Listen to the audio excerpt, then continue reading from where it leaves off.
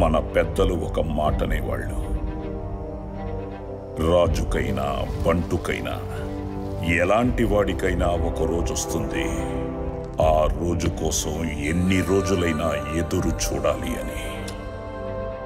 అదే మాటని మన కొత్త తరం కుర్రాళ్ళు ఇంకొంచెం మార్చి, నీకంటూ ఒక టైం వస్తుందిరా, అందాక మూసుకుని వెయిట్ చేయి అన్నారు.